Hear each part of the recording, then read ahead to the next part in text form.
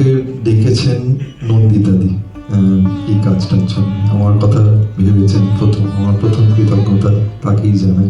এখন একটা সুর এলে সেটা একটা ফোনে রেকর্ড করে গীতিকারকে পাঠিয়ে দিলাম, বা গীতিকার একটা লেখা হোয়াটসঅ্যাপ করে পাঠিয়ে দিল, তারপর সেটা শুট করলাম, সামনাসামনি বসে আর গান তৈরি হয়। কিন্তু এই গানটা আমি আর সৃজা তো বসে তৈরি করেছি, একদম সামনে বসে।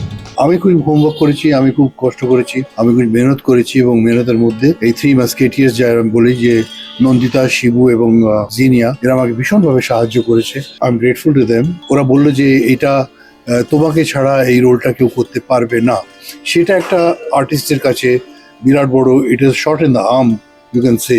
এত বড় মানে এটা একটা মানে উদ্বুদ্ধ করে একজনকে, মানে বিয়ে ইন্সপায়ার করে যে একটা আর্টিস্ট সে ভাবে যে এরোটা আমি একমাত্র করতে পারবো।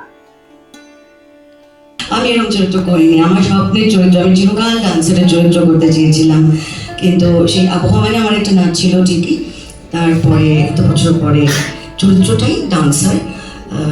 আমার এত আনন্দ, আমি খুবই আবেগপ্রবণ হয়ে পড়ছি। এবং আজকে যখন সকাল 11টায় গানটা ছাড়া হবে ইউটিউবে, আমার সকাল 6টায় আজকে ঘুম ভেঙে গেছে, এবং 11টা অব্দি আমি ঘড়ি দেখেছি শুধু। I was so tense, but thank you all. অনেকগুলো দিন আমি দেখেছি যে দুপুরে দিদি 1 মিনিটও রেস্ট না নিয়ে আমার পাশে বসে, জিনিয়া তুমি এটা এইভাবে লেখো দিয়ে লাইভ লেখা চলছে আমাদের, মানে কনস্ট্যান্টলি দিদি বলেছে এই ডায়লগটা এরকম হবে, এই মানে সিচুয়েশনটা এরকম হবে, রিরাইট করো।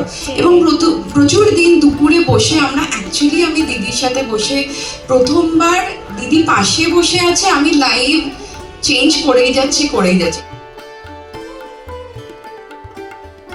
অনন্যা যে কতটা প্রিয় আমার কাছে সেটা বলে বোঝাতে পারবো না। আমাদের অনেক বছর আগে, মানে 25 বছর আগেই হতে হবে, যে আমরা একটা রিয়ালিটি ডান্স শো করেছিলাম। তখন আমরা ছবি করতাম না, সিনেমা করতাম না, তখন টেলিভিশনের জন্য কাজ করতাম। আমরা একটা রিয়ালিটি ডান্স শো করেছিলাম, যেখানে অনন্যাও ছিল, অনেকে ছিল, আরও অনেকে ছিল, কিন্তু অনন্যা সেখানে সেই অ্যাওয়ার্ডটা পেয়েছিল, সে ফার্স্ট হয়েছিল ডান্স শোতে।